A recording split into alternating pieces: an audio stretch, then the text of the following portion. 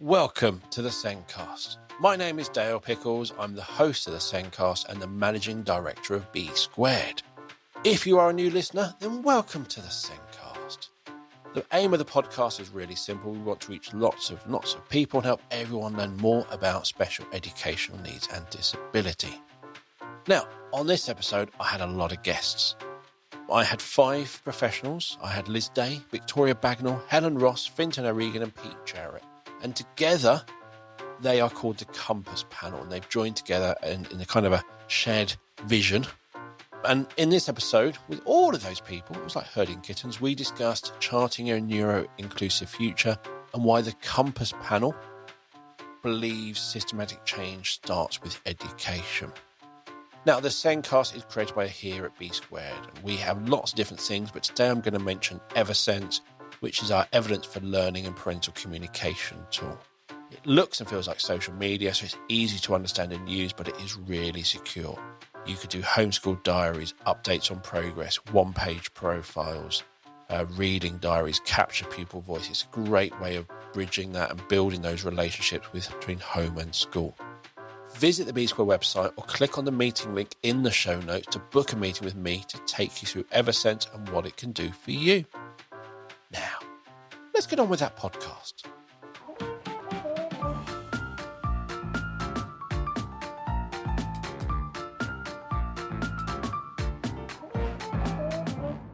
I am swarmed by guests this week. I have Liz Day, Victori, Bagnall, Helen Ross, Fintan O'Regan, and Pete Jarrett.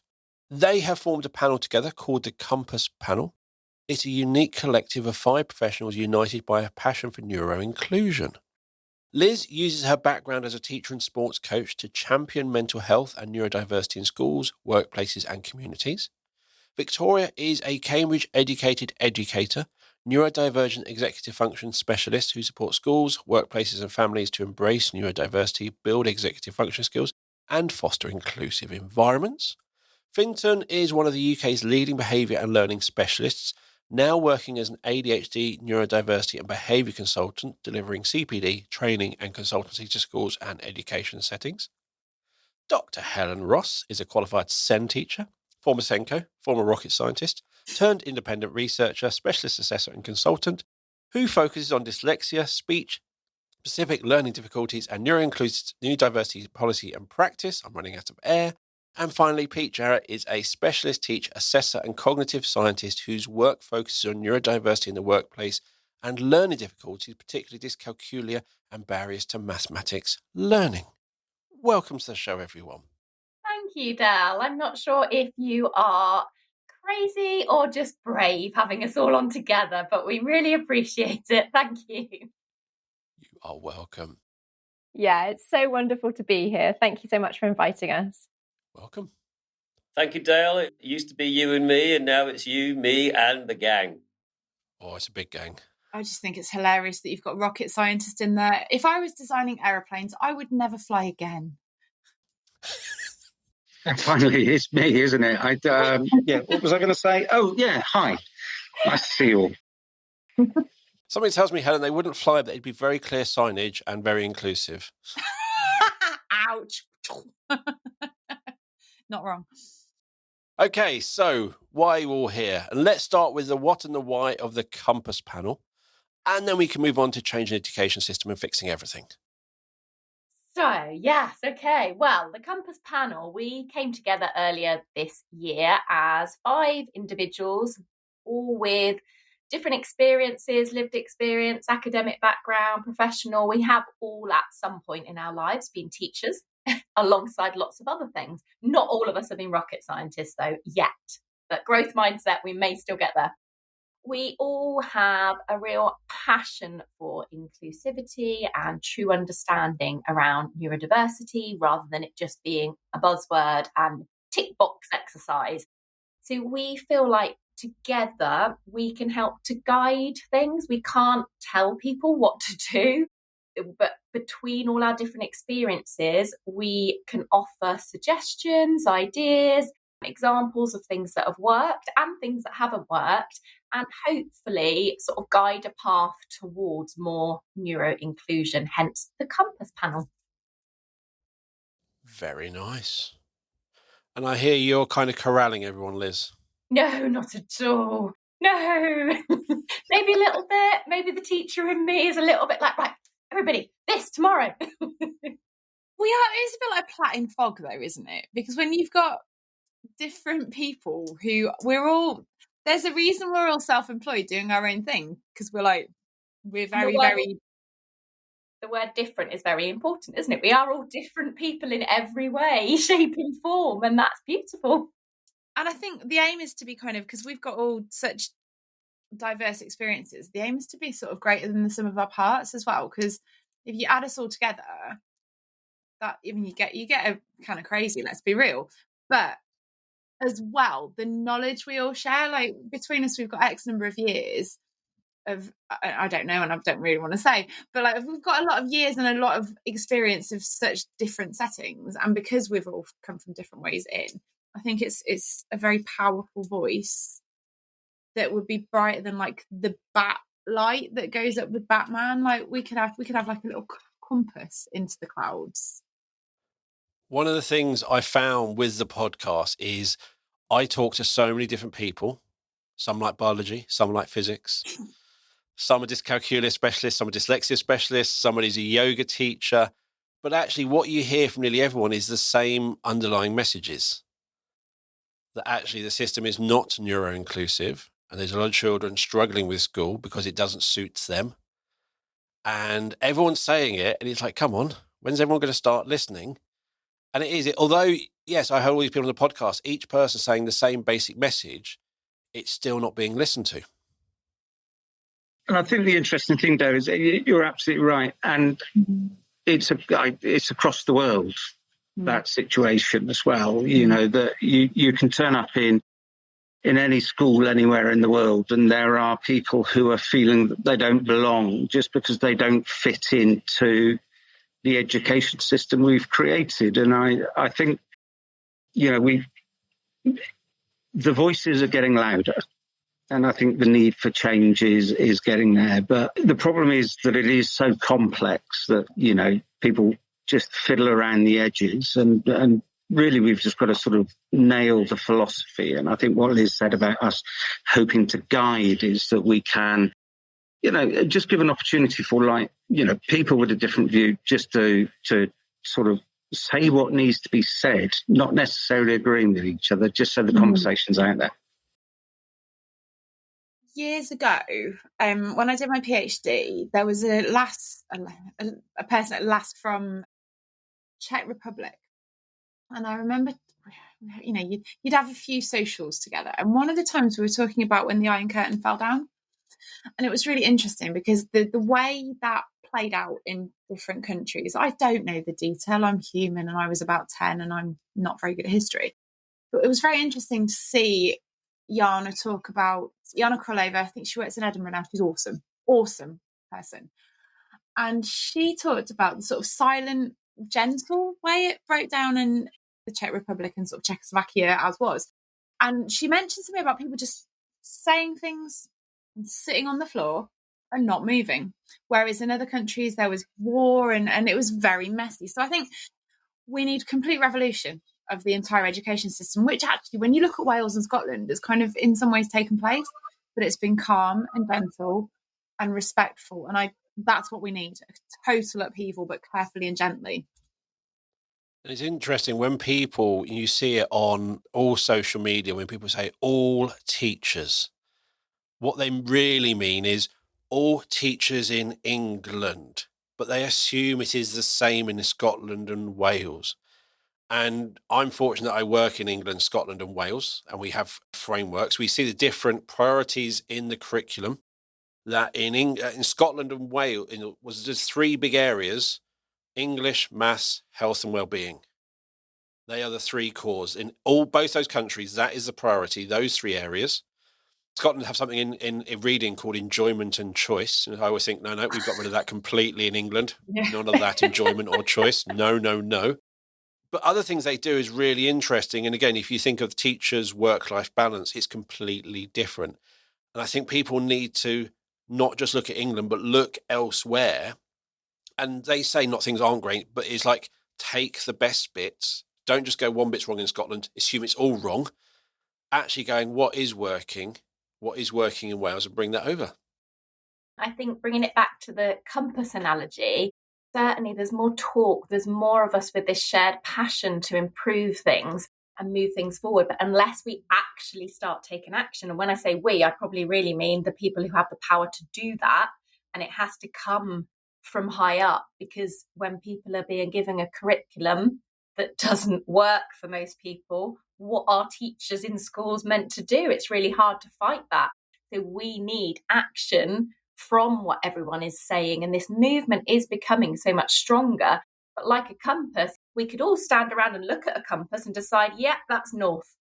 And then if we still stand there, nothing's going to happen. We actually need to take action. And again, as I say, we is people who have the power and the influence to do that. And it's so important that they draw on the right people who have got hands-on knowledge and experience, rather than just being the pen pushers who make the decisions. Yeah, I'd just like to come in on that. I think maybe I differ a little bit in thinking about where the change comes from, because I spent a lot of time researching how change actually happens. And if you think about all of the diversity movements that we've experienced throughout history, especially looking back to the gay rights movement and how that happened, that didn't happen because a load of politicians woke up one morning and were, oh, I know what we'll do. We'll have equality in that area. That didn't happen because of that. It happened because brave people came out to their friends and to their families, and they really took action themselves. And I think in our country, teachers are so downtrodden that we've forgotten that our profession has a lot of power. And if we can coordinate ourselves to go to do the work that's right for children, then I think we can make a huge difference. And I was in Leeds on Monday. Well, I'm still actually in Leeds, but I was doing a training at an inset in Leeds on Monday. And the head of the trust there said, nobody's coming to help us. It's up to us to deliver the education these young people need. And I was like, yes, this is what needs to happen, because the government don't get it. They don't see what's happening on the ground. And I do believe that the change comes from teachers and from schools that are brave and courageous to do the things that children need. It's in their power to do that. They don't have to follow the recommendations of the government. I think what's interesting about this is that we talk about, change having to be enabled by these change makers. And I absolutely agree with Victoria. And I think throughout history, as she says, when there is momentum from enough people, it becomes compelling. But I think one of the things that it's quite hard to communicate is that, and perhaps where we go wrong, is that we spend so much time trying so many solutions, trying to fix a complex system from within. But actually, in many ways, if you can bring this back to some very simple concepts of observation, identifying what somebody needs, of communicating in every direction in an empathetic, a rational, evidence-based, way, and then just putting simple things in place. And some people need more than simple things, but just recognizing that people process information at a different speed. So when they're doing a times tables test, the fact that somebody takes slightly longer doesn't make them worse at maths. So focus on the solutions that are simple, and organic change from, the people on the ground can make it easier. I'd just like to concur with everything and people have said before. We all work sort of in isolation, and you're definitely more coherent and powerful as a team. And I think if you look back, as I think we said before, the only reason we have dyslexia and autism the way they are now, it didn't come from politicians. It always came from groups of people, usually parents actually, who were passionate about these issues for their children. They got together, they lobbied, they got change taking place. And I think that's really what we, I think, as 5 individuals are trying to do in order to do that. But take on your point about, we talk about education in England, and we do tend to do that. And, there's an assumption that what we do in England is what we do everywhere. And, and let's face it, our educational system is seemingly, other people seem to like it across the world and other parts of the world. So it's not all bad. But one of the things I've always been, we talk about for our children developmental differences, which means that they're not at the same stage as their age.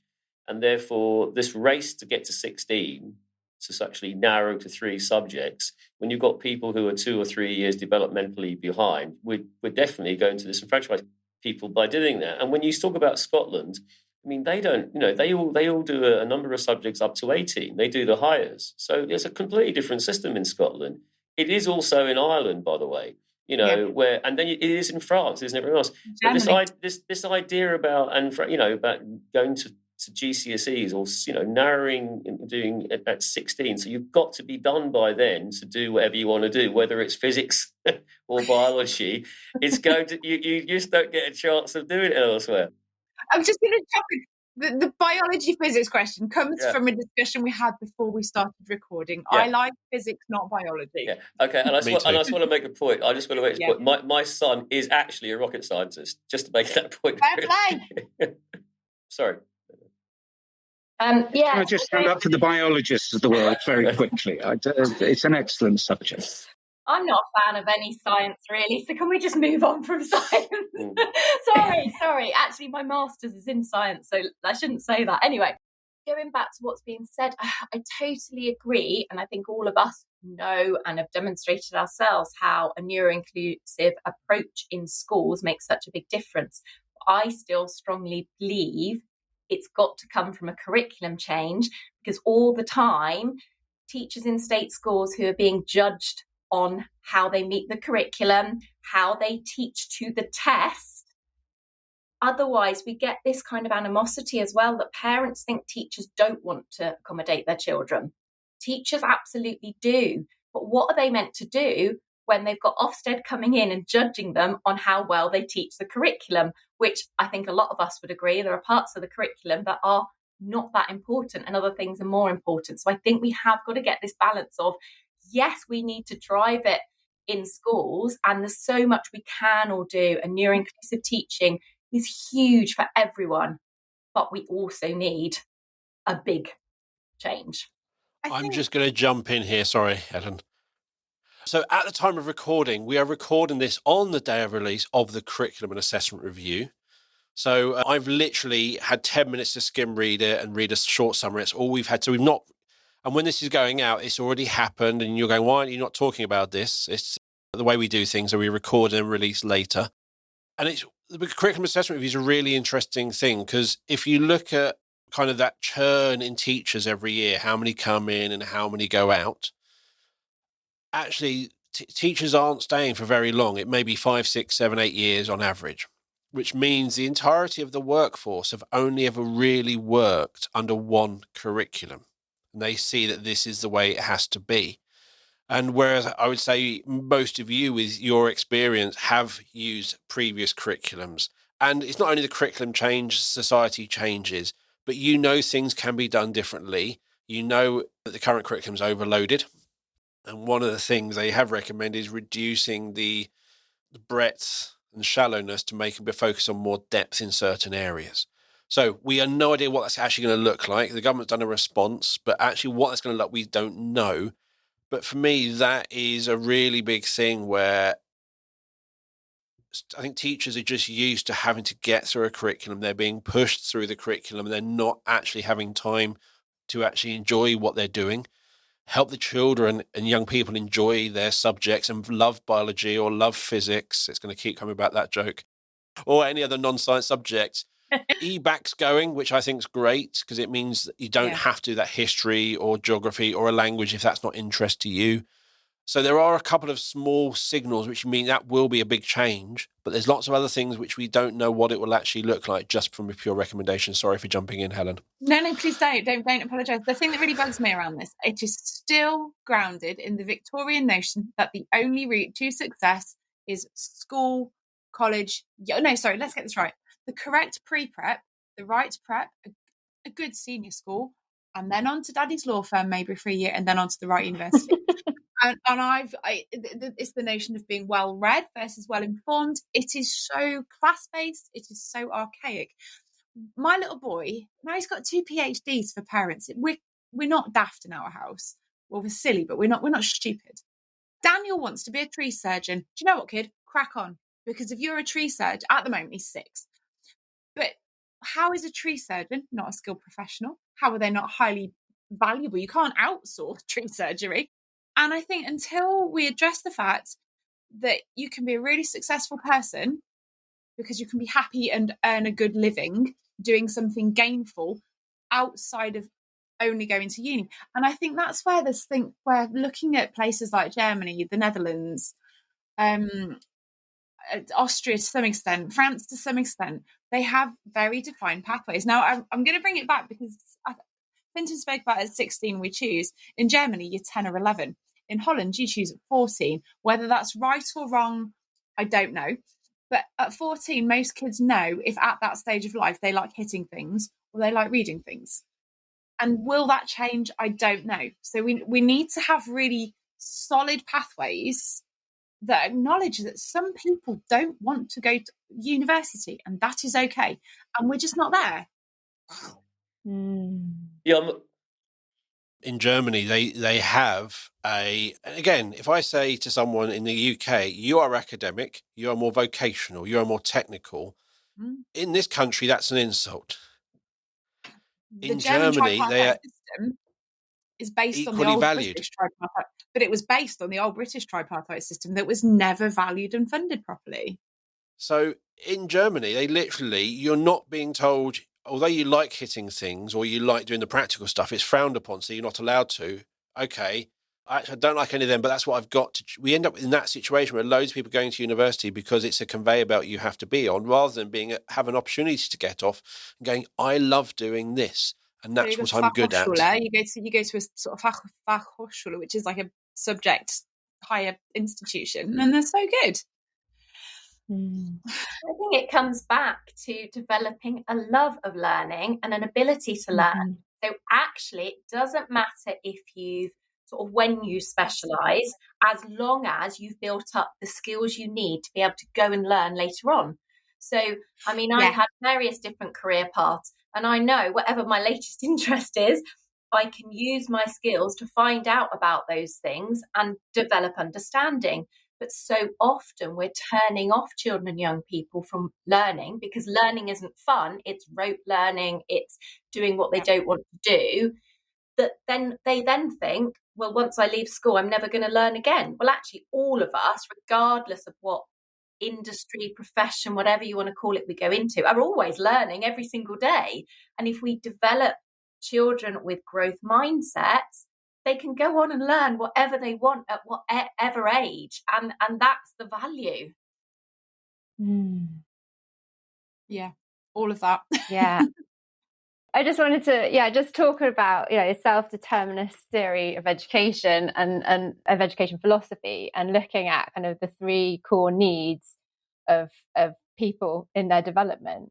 And that's competence, autonomy, and relatedness. And just to talk, just to kind of expand on what you're saying there, Liz, we have so little autonomy in our education system. There is no chance for children to have control over their learning until perhaps they get to choosing their GCSE options. But to be honest, now that's just so narrow. There's a very, very few, and most schools are very dictatorial about what they can do. They have no choice and then they get to A levels, and maybe they can go off and do vocational courses, etc. But it's so narrow of what they're allowed to choose from. And then also this relatedness piece, we know that I think it's 70% of young people don't feel like they belong in school every day. 70%. And that's the Department for Education statistics. So we're not creating the environment in our schools for learning to happen, the research, evidence-based environments for learning. And I think we just need to step back and say, okay, yes, curriculum's important, all the rest of it, but actually let's design a system for humans, because what we're doing right now is we have a system for factory workers, and we're not all factory workers anymore. And that's where we think we need to change. Oh, you're not wrong. I was actually going to say exactly what Victoria's just said about belonging and how important belonging is as part of it. And I was going to I've got so much going through my head at the moment. This is such an interesting discussion, but I was going to track back to talking about tree surgery and what a fantastic job for an awful lot of people with neurodiversity. It's really specialised. It's really skillful. There's an element of danger that you have to, engage with in doing it. The depth of learning that you can engage with, both in terms of what you learn, in terms of the practical side of it, but in terms of the technical, scientific side of it as well. And it just gives people reward that, as Victoria says, the school system narrows. I just want to chuck a thought in there that I think I've been reflecting on quite recently myself. Sometimes the curricula, not too bad. They're quite good. I remember that, I've noticed that things are often quite well written. For example, if we go back to 2013 and the SEND Code of Practice, I thought at the time, this is actually quite a good document. Where everything seems to go wrong throughout the world is then the application of these well-written documents. Yeah. And it's wrong to pick on the teachers for the application of this, because I think the teachers are conditioned by the environment they work in to behave in the way that they do. But if we also not only gave agency to the children, but gave autonomy to the teachers to create learning and to include people in ways, and I was very lucky because I'm really old to go to school in the 60s and 70s where we probably were given more chance to go out in the woods on our own orienteering, which, I'd hate to think about the risk assessment for that now. But I think so much of it comes down to actually also allowing the teachers to use their natural ability and not just tick boxes. Can I say, going back to this, I think what we're all alluding to is Ken Robinson's really changing the paradigm, which is 20 years now. And, and it's just such a shame that he passed away too early, because I think his voice was very influential. And unfortunately, there's been nothing really that I've seen since then really to carry on that message or that torch. So I think, there's things. And I do think it does start in primary school. This idea of head down, listen to me. I've got a niece who's, when she was 7 or 8, came across from the US, and I wrote, she once liked a song on the radio, and I wrote it out for her, and she couldn't read it as well. But I can tell you what she can do. She can sell you a used car, because what they do in the US is they spend that much more time on articulation. It's not just show and tell, it's explaining. And that is a major skill that we are not advancing in the UK. We are definitely head down, listen to me, do this, do the other. And that is a skill that I think is so vital for this next generation. Right. Yeah. So I just think we've got to do that, really. I think a big part of all of what we're saying, which encompasses flexibility, trusting teachers, everything else, comes back to something that I'm constantly banging on about, because since I've discovered it, I've realised it's what I was looking for my whole life. That's psychological safety. It was a phrase coined by Amy Edmondson. And it's not about being nicey nice and everyone agreeing with each other. Far from it. It's about challenging. It's about asking questions.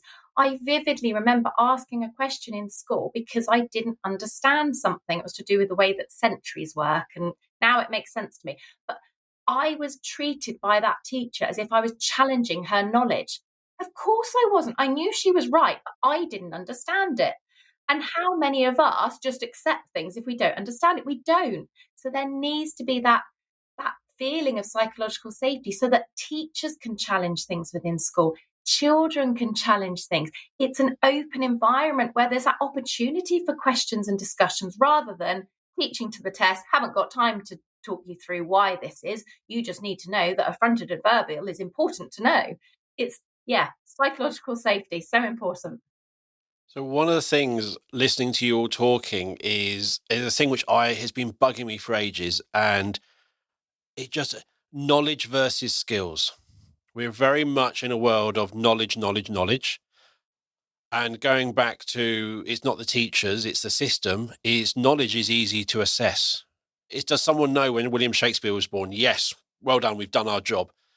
Actually, what we want is lifelong learners. I don't know either, Helen. 18, 17, 16. I'm not even going to watch Century. I have no idea. The olden days, black and white. Photos, drawings, not photos, all that sort of stuff. But that focus on knowledge, and even in the curriculum review, they said we still want a knowledge-based curriculum. And then it talks for SEN how it will be scaffolded down. And I'm going, sorry, what's the scaffolded down version of not knowing his date of birth? Is it knowing someone else's year of birth? Or is it knowing William Shakespeare? No, it's you. I hate knowledge-based. It's the snobbery. It's the snobbery of what Helen, you didn't put your hand up. You're not in the list. You're not in the list. No, fine. No, but it's snobbery. It's snobbery as to what is valued as knowledge, and it's a philosophical question. So again, listening to everything you're saying about belonging, about learning, about all those things, to me, children not engaging, it's because you have to learn knowledge you do not care about. And actually, if I could learn something about my culture, the area of country I live, if I could do coursework or a project on something that interests me and show all the skills that you've taught me and demonstrate them, that would be amazing.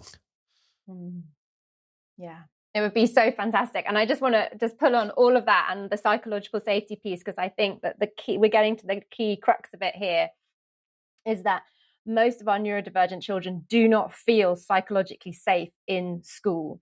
It is an unsafe place for them. And from a safeguarding perspective, it is urgent that we work to change this. And we can see this because the numbers, I mean, as we're recording, they're doing this amazing silent protest with the shoes outside the councils of children who are not attending full-time education because they've been let down by the system.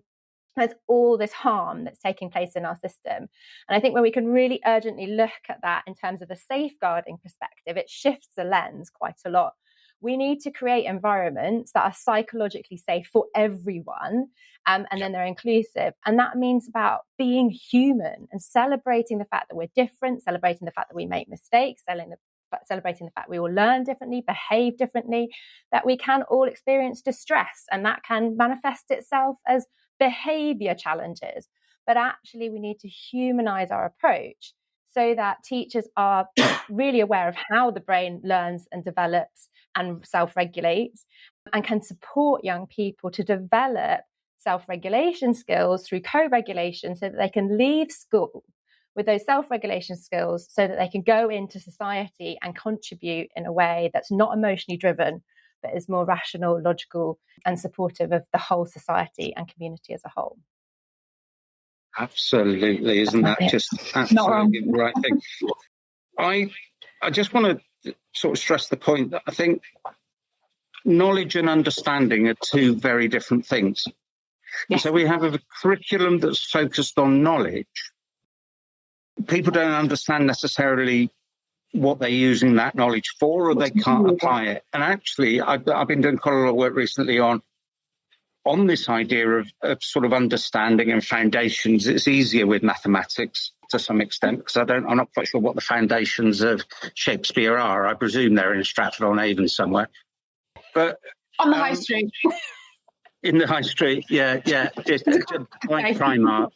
But we've just described our frustration with a system in which all the knowledge is there, but I think it would be arguable that nobody really understands how really to make it work. So we've written something, we just can't apply that. And actually, we're also talking then about students not being able to do that in the classroom because they are conditioned to return the knowledge that they've been given, but they don't necessarily have understanding. And I think one of the sad things about this is that they may take a different route to doing it. And I'm speaking about myself in this to some extent, somebody with dyslexia and ADHD. I'm not very good at feeding back knowledge, but given something that I'm really interested in, I will understand it. And it's when we look at what we need in the modern workplace, we don't want people that can repeat stuff. We need people that can problem spot. We need that people can problem solve. People need to understand what they're doing. So we need to change the word knowledge to understanding, I think. Yeah, I've got a fantastic example of this from someone who left school 2 years ago. She happens to be my daughter, so, she's amazing. She's really interesting, actually, as you would expect, again, from being my daughter, but she's very typically academic. So left school with all A's at A levels, but she's not typically traditional in that she didn't want to just follow that path and go to university. She's been traveling for a couple of years. She's still traveling, and she's now started a university degree with Open University while she's studying. Wow. She said to me the other day, Mum, with my A levels, I knew I could just learn all the information, regurgitate it, and get grades. She's always understood what a question is asking you. Whereas I was saying, my son and I, for some reason, we're not very good at that. I'm just like, tell me what you want me to write, and I'll write it. Don't hide it in some cryptic question. But she can do that. But she said, with my degree, studying environmental studies, she's like, I don't want to just regurgitate. I want to be able to join in with discussions. I want to understand it. I don't just want the knowledge. And I was like, yes, that is exactly what it's about. It shouldn't be encouraging people just to have knowledge that they can't apply. So as you were saying that, Pete, I just thought that was a perfect example of a young person seeing for themselves that that's what we need. I think it's really important to acknowledge then. I know we're kind of joking around sort of physics, biology and all the rest of it, but I bring it back. I did mechanical engineering. So my first degree was mechanical engineering. I enjoyed hitting things. I could do physics. I could have done a maths degree. I'm not creative in that respect. But for me, I've got maths and physics in my head, but all by itself, what do we do with it? My husband's, his degree and PhD are organic chemistry. That's all I can tell you. Very theoretical. We need, there's this kind of, there needs to be knowledge. And I will, that is a hill I will die on. We need knowledge. But if we have the elephant of knowledge that we're all looking at from different angles, looking at its bottom is very different from looking at its trunk and its face. You need the different perspectives. You need the different people with different skill sets to look at the problem, to look at the knowledge and interpret it differently and take their different perspectives. Now, I've ended up in sociology, which is a bit random. But my sociology, you're talking about kind of systemic versus individual. And for me, the interaction between the two is why we're in the pickle we're in at the moment, or lack of interaction between the two. So it's the application and the sharing of knowledge. How is it shared? What do we do? What's valued as knowledge and what's valued as understanding? And it's so much. I used to make fun of sociology when I was doing engineering. A lot of humble pie has been consumed subsequently because it's quite hard. But it's the philosophy of what is valued in society and how is success defined. And it is, while you've got a kind of hegemonic group of people that have always been in the control of systems, it's not going to change. So we do need such an upheaval, gently and carefully and respectfully, but there does need to be a wholesale change. It's really important. I mean, we go back to Ken Robinson again, and he makes that point. He says most of our most talented people are told they're not, because of the way in which our system is geared towards it. And I think one thing we need to do very practically is to really, before they leave primary, they've just got to know how to learn as opposed to what to learn, because the gap, the jump then to secondary is so big. It's the biggest jump they ever make, I think, from primary to secondary, particularly if you developmentally, again, if you're 2 or 3 years delayed on your stage of age. And I think it also goes back to something that Victori was saying about, it won't be any surprise to you. I do think that some children are truly bored in school, and if you're bored, then you start to sort of disenfranchise again, and it won't surprise you again that it's, for me, it's all not about behaviour, it's mood. And when you get mood right, you get motivation. And then Victoria, you were alluding to those, I think Dan Pink's thing on Drive, where it was confidence, autonomy and mastery. Those are the things that motivate people. And whether or not, and I do agree with the Germanic, the thing about going academic versus vocational, we do not value that, and we really don't. And children are told that, really. And I think just one last thing I'd like to say is we need to also value what it is they know. And I remember doing we're going to hit the science thing here again one more time. I remember doing I remember doing something on acids and bases as a test for the students to do, and what is an acid and some of that. And I said, what is a base? And one of the kids said, it's the bottom of a building. Well, that's not wrong. You know, it's the question. The question is open-ended. So I gave him, it was 2 marks for whichever it was. I gave him 2 marks because it wasn't the wrong answer. It was the wrong question. And I think that in a way sums it up a little bit. We're asking them we're giving them the wrong questions to do. And if what we should do is value their response to whatever you call it, curriculum or content, knowledge, whatever you call it. But we need to teach them how to learn as opposed to what to learn. And to add to that, how to learn and inspire them with wanting to learn. Because if you don't want to learn, that's half the battle, isn't it? We all know, we've all said ourselves, if it's something we're interested in, we will learn and become really knowledgeable about it. If it's something that doesn't interest me and there's no reason for me to learn it, it's never going to go into my head. It's just, and also talking about that jump from primary to secondary, there's got to be more cohesion between the two. I've worked in primary schools and secondary schools and further education, and seeing the priorities in primary school and what they think they need to prepare children for when they go to secondary school, and then seeing what they actually need in secondary school are two completely different. And that's not the fault of the teachers. Again, it's what they're being told to do. But actually, there's such a big jump. And this, again, I bang on about fronted adverbials because they annoy me. But that thing of I'm going to Google it. I don't know what it is. Child in year 6 who knows all about fronted adverbials for SATs. And again, I'm going back to an example with my own daughter, actually. SATs, smashed it. She knew about fronted adverbials. She taught me about it so I could help children I was supporting.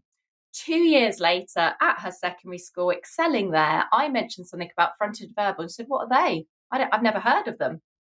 What is the point of drumming that into someone for them then to have no idea about it? Why don't we spend the primary years, as Finn said, learning how to learn, understanding, having that capability and enjoying learning? It's got to be interesting, and it can be interesting, even if it's a subject you're not particularly fascinated by. It can become interesting by the way it's taught. Yeah, nothing. Surprisingly, I learned about fronted adverbials when I was about in my late 30s because of my children. I've just Googled for those it. who are listening, that was a demonstration of a fronted adverbial, starting a sentence with the word surprisingly. Interestingly, I speak 5 languages as well, and I've just had to Google that, and I speak fluent French, Spanish and German. Do you not past progressive tenses? I was doing. Instead of I ran for the bus, I was running for the bus. Lovely. It can make reading much more interesting, but having to know them and name them, again, that's a knowledge. The skill or understanding is how you use them. And one of the things, earlier this year, we had the Children's Commissioner's Report came out in September, earlier this year for us at the time of recording. And there were 4 words in there which I thought are absolutely key, and I've not seen anyone mention them. It was 4 words, and those 4 words makes a really horrible acronym, were attend, engage, attain, excel. Horrible acronym. I just wrote it down. But attend. No one's going to attend unless they're engaged, which touches what on Fintan's, that mood. Yeah. If you want to learn, it's got to be engaging. If it's engaging, children are going to attend. That's quite simple.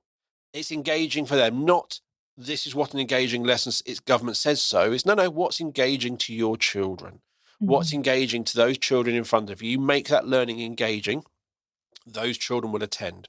If they're engaging, they're going to attain. Yeah? They're going to learn something. They might love physics. They might love chemistry. They might love sociology. We'll add that one in now. And then hopefully if you keep that engagement going, and again, spending a bit of time and loving that subject, you will excel.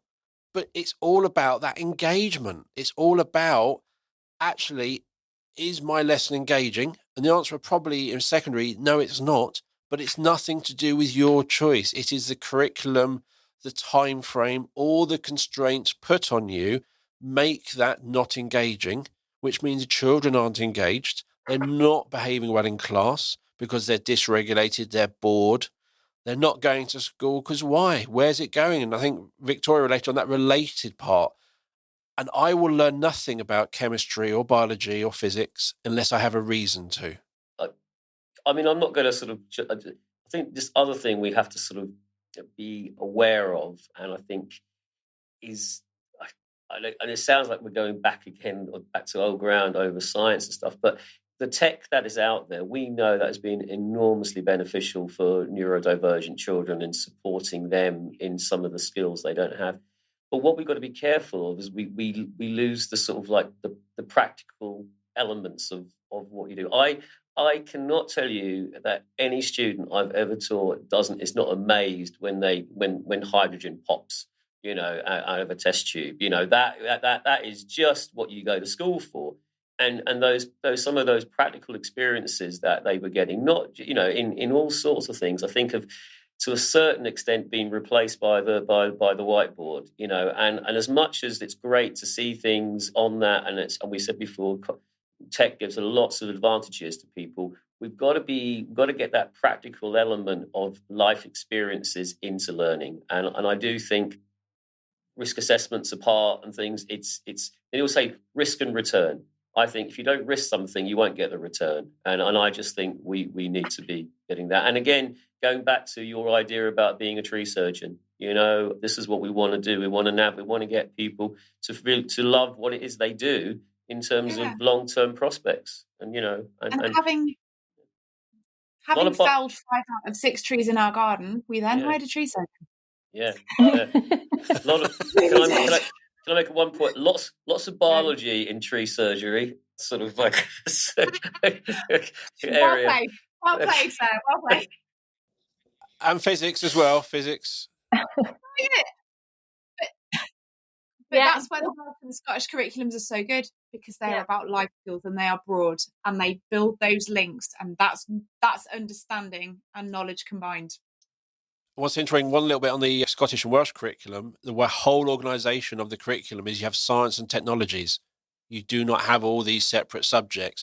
And they talk about curiosity, discovery, actually, whatever it is you're doing, whether you're doing a science, a geography, history, resistive materials or CDT, whatever it's called this year, hitting stuff. But it is that discovery. Hang on, what happens when I do this? What can I do with this? That's what you want is... You want someone, because again, if we talk about knowledge, I remember Joanna Grace told me a lovely thing she had like a circle of all the world's knowledge, yeah? And to get a PhD, you have to go beyond it. You have to kind of take it outside of that world. So if you've got a PhD, what you've learned, kind of no one else has learnt. So again, that's terrible. Somebody who's pointing to herself who might be called Doctor. I think it's a Weetabix token thing with Helen. So many Weetabix tokens over the years, she got a doctorate or something.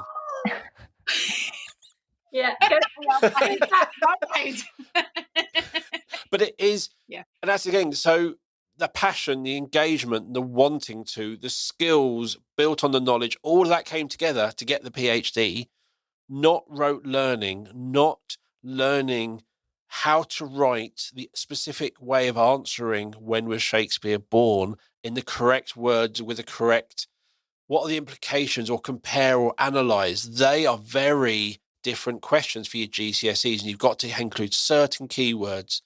The moment you finish that GCSE, all that stuff you've learned is completely useless because it's all in isolation. So as Pete said, it's not about understanding, it's about a knowledge for an exam to pass an exam. It's not about then using that and transferring that to anything else, because you've got nothing to transfer, because you can only write a sentence in a very specific way to pass a GCSE. Rant over. Going back to what Finn said about the importance of keeping that exciting part of science, just to add in another real life example, because I always love adding these in. But as I mentioned earlier, I have never seen myself as a scientist. Science I found really hard at school. And actually, I'm with Helen on it was physics that I really loved. And I think the reason I loved it was because we did more exciting experiments, more things. And my GCSE, it was a mixture. There was a little bit, an element of practical, which was fantastic. And for that part of it, we had to carry out our own experiments and recreate things. And I remember there was one day where my physics teacher actually had to get the technician in. It was something to do with magnets. I wish I could explain it better, but it's gone now. But because my physics teacher thought I'd discovered a whole new phenomena. The technician actually explained it and got through it, but that really excited me and drove me on. And then in my practical part of my GCSE, I got 100%. Overall, I just scraped a pass because I couldn't do the written stuff very well. So if that element wasn't there, physics would have been absolutely horrendous for me. It's so important that we have the exciting, the explosions, all that kind of side of it to excite people and really bring it to life. The bit of Andy's PhD, Andy, my husband, the bit of his PhD that I think has had the most impact, and this is because, for the record, I showed him how to do this. He had a collaboration with Our Cow Molly, which is a small dairy farm just outside of Sheffield at Dunworth, and they've been on Mr. Tumble, so they're famous.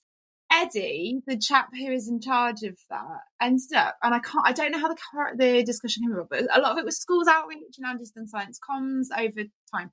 He has a world record for making ice cream with liquid nitrogen in 10.34 seconds. We got free ice cream at our wedding. They had the most wonderful collaboration. The sort of steam and smoke, the vapors that came off, the kind of the excitement felt in that moment at that food festival on the 10th of June, whenever it was palpable. Andy dined out on that at 15 years on. He's still got the record, but it's that the excitement of crash bang wallop, and kids need that crash bang wallop, or whether it's metaphysical, metaphorical, they need to see it, live it, learn it. It's so important.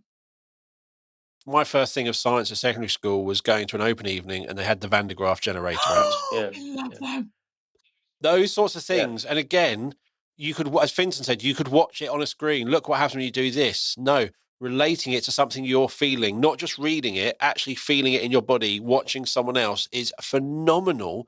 And again, Liz, your explanation of that kind of, you found something new in science, you'd gone past the teacher's learning and the teacher was fascinated, which made you feel amazing. And it's that, rather than everything you're going to learn is what every child you're learning at this age across the whole country is learning this week, and you're going to learn this. Wow, that's fun.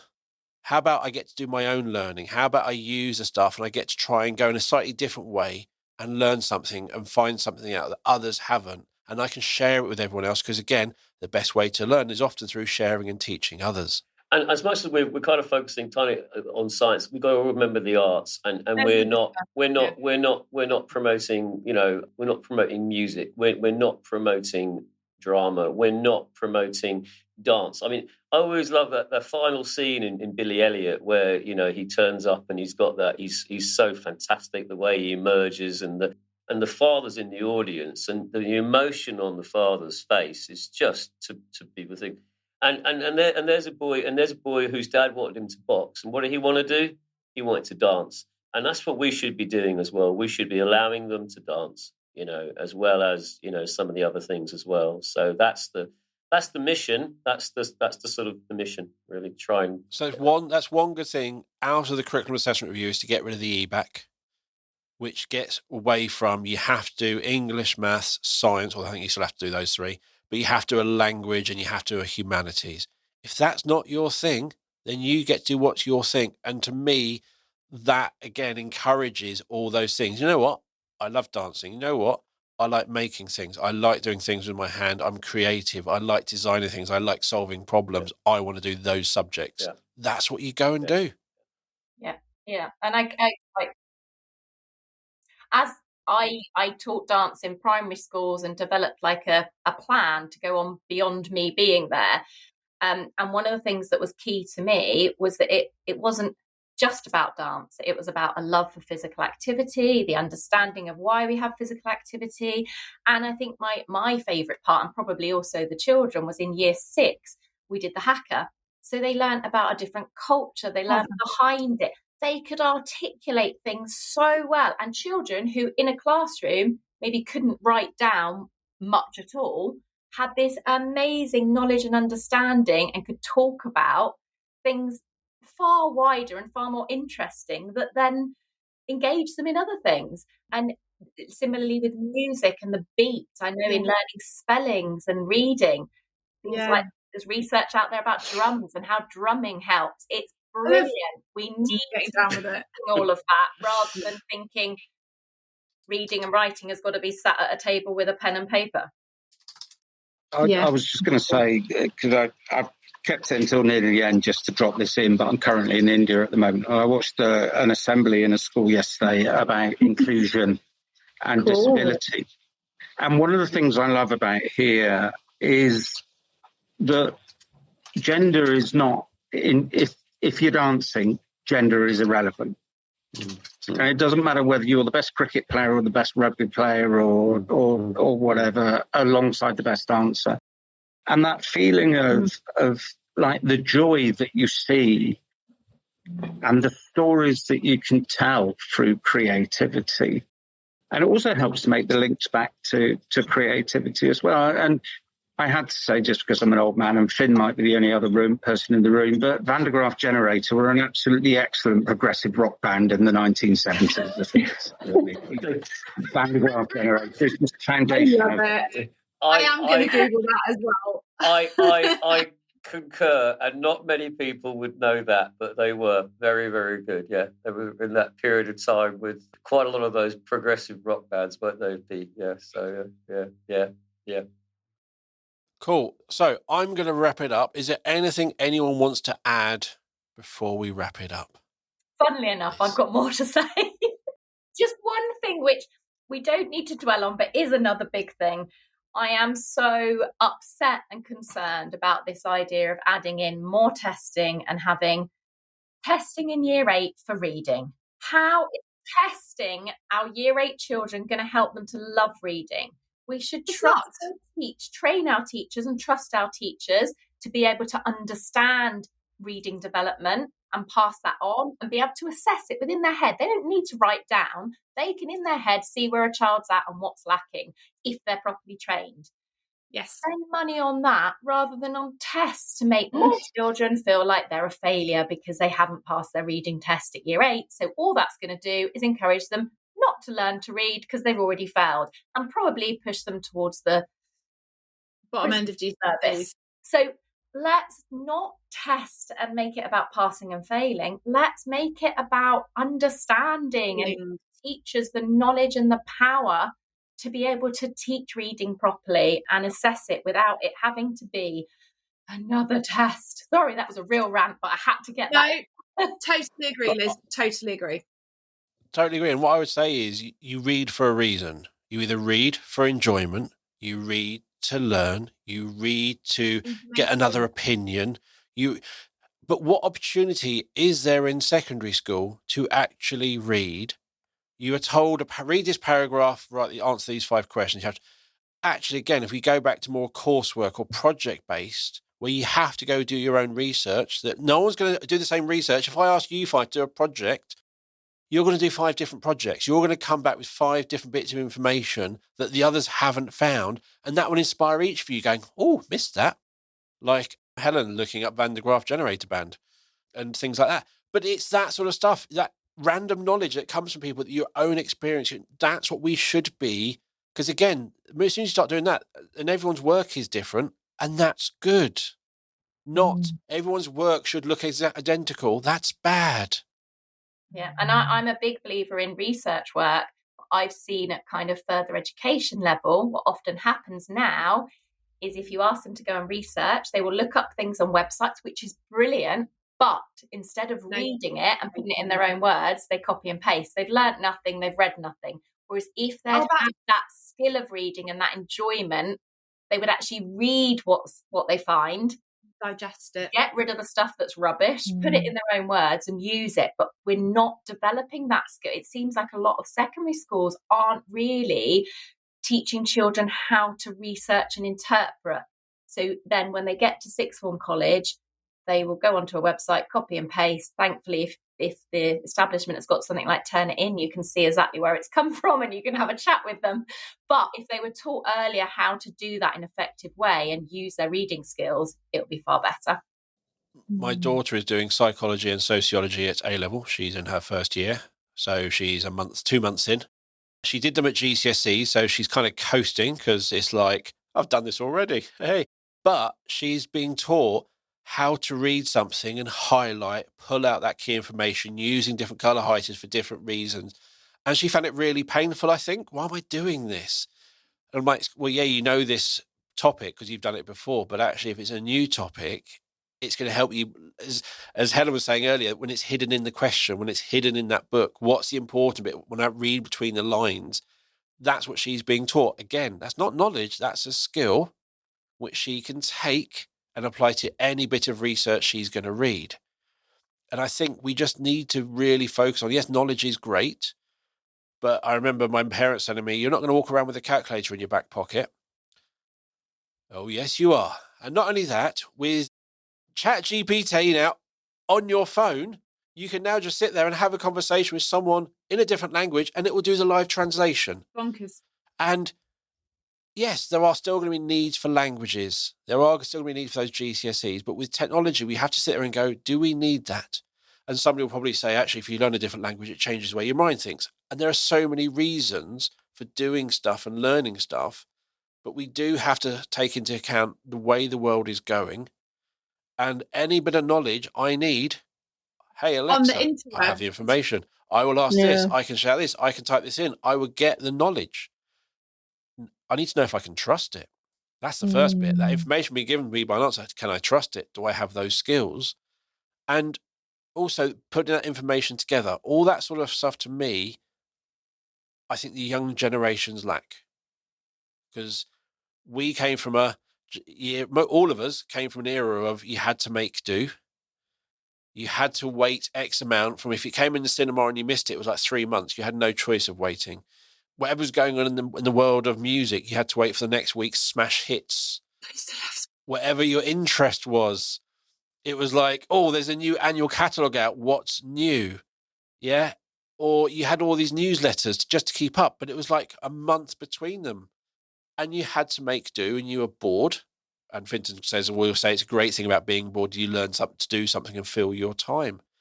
The world is changing and the way we teach and the way we learn and the skills our children need are not the same ones we needed. Yeah, absolutely. That sounds quite a sensible. I'm going to wrap it up. We could go on all day.